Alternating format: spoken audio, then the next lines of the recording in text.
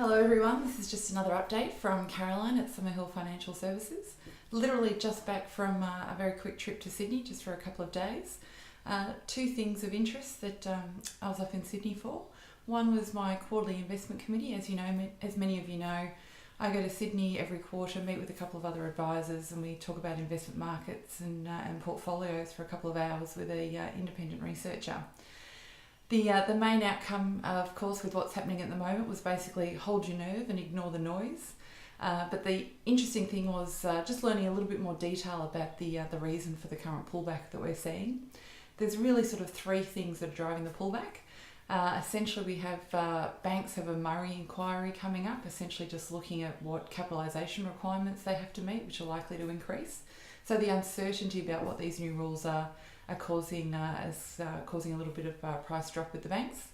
Of course, we have resources and what's happening with iron ore prices, and we have, of course, the falling dollar as well. So a lot of foreign investors are pulling out of the Australian share market at the moment.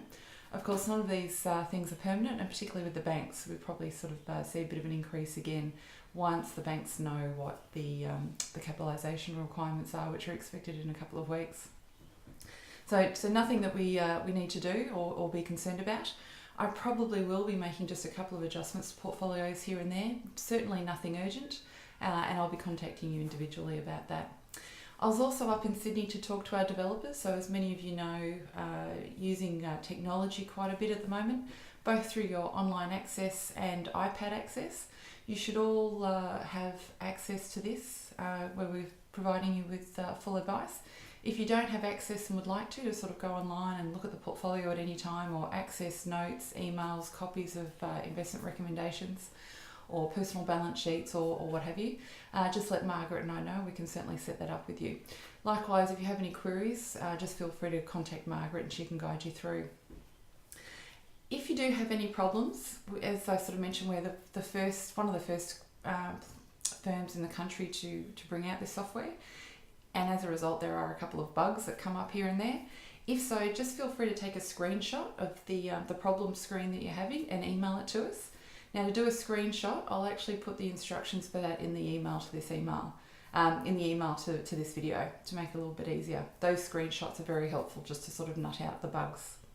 Lastly, I've received quite a few requests about, or information, my thoughts on the Medicare IPO. At this stage, there's actually no detail about the offer as yet, so I can't provide any opinion whatsoever. Once they actually come out with a product disclosure statement, then I might be able to have a look at it and sort of work out whether there's any benefit in it. By then as well, we'll actually start getting some broker research as well.